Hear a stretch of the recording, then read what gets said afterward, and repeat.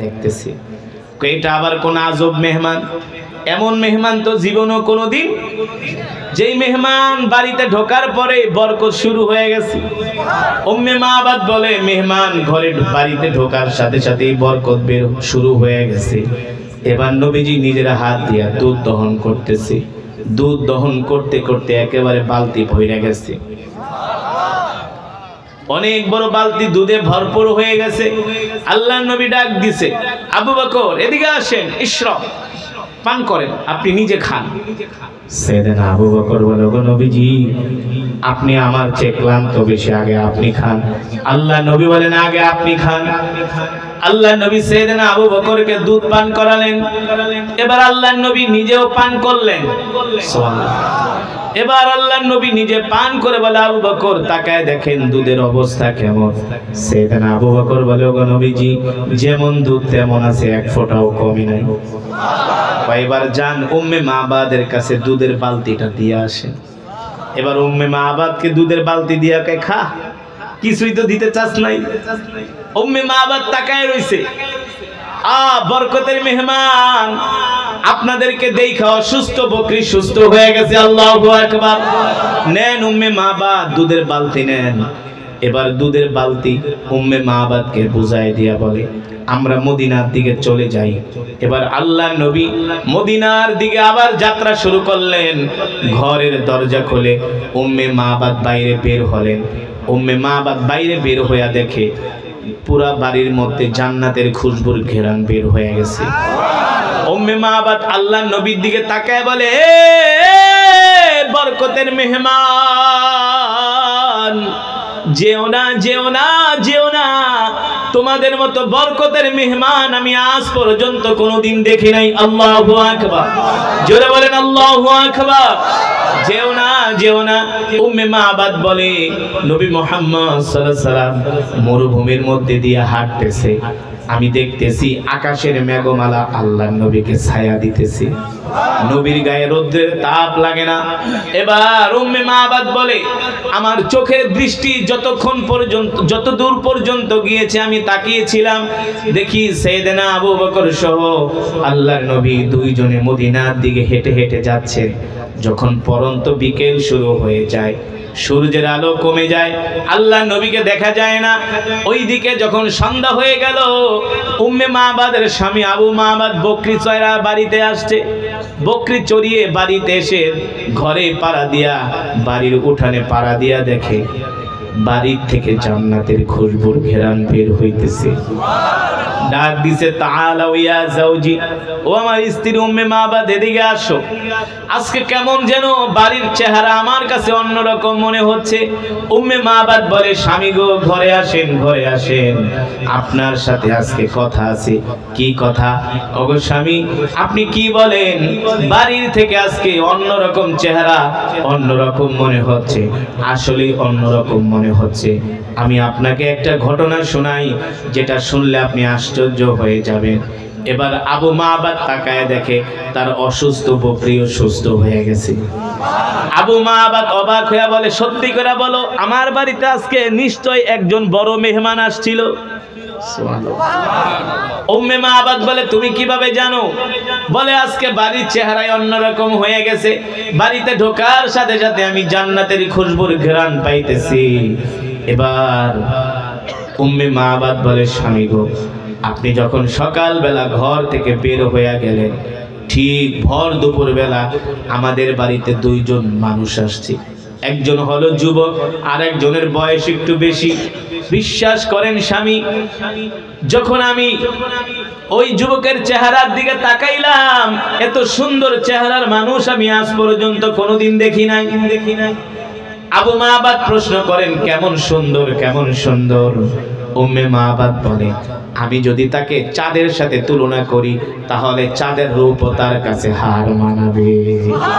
মানে তিনি চাঁদের চেয়েও সুন্দর। সুবহানাল্লাহ বলে।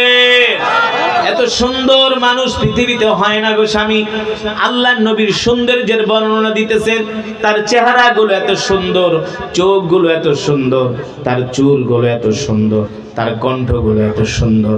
ও স্বামী শুধু এখানেই শেষ নয়, দেখেন ওই যুবককে দেখা মাত্র আমাদের অসুস্থ বকরিটা অসুস্থ হয়ে গেছে।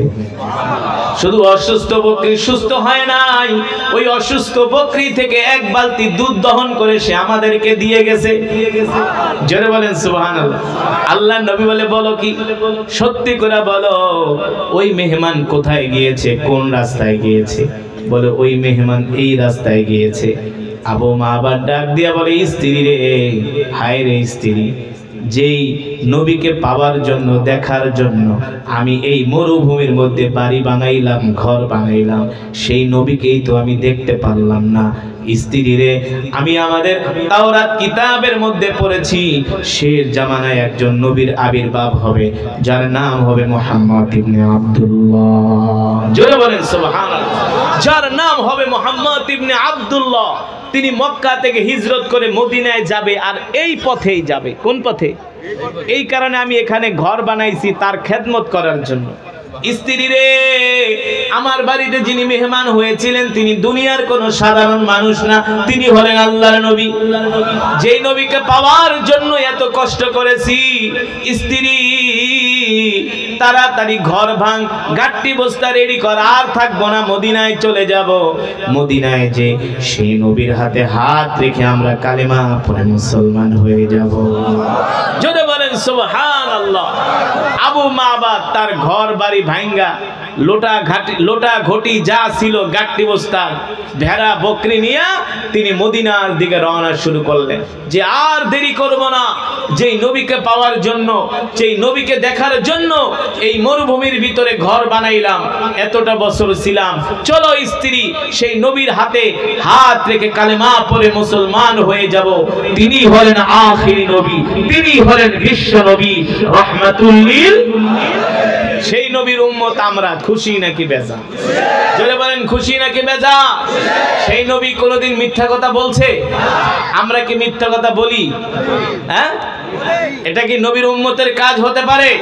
এই বস, এই বাচ্চা, এই বেটা, সেই নবী কি কোনোদিন নামাজ ছেড়ে দিয়েছে? জোরে বলেন, আমরা কি নামাজ ছেড়ে দেই? না। সমাজের কত পার্সেন্ট মানুষ নামাজ পড়ে বলেন? সমাজে মাত্র 2% মানুষ নামাজ পড়ে, শতকরা 2%। চাঁদপুর মতলবে এক মাহফিলে গিয়েছি, যাওয়ার পরে মাহফিল কমিটি কয়, হুজুর আজকে এমন কেরাত পড়বেন একেবারে মাইকের তারমার ছিঁড়া ফেলাইবেন। হুজুর এমন কেরাতে টান দিবেন যাতে মানুষ ঘরের থেকে উঠে আইসা পড়ে। তো আমি মাহফিলের অবস্থা দেখা কমিটিরে ডাক দিলাম, এই দিকে আসে, ওয়াজ তো ভালোই করান। হুজুর 51তম ওয়াজ।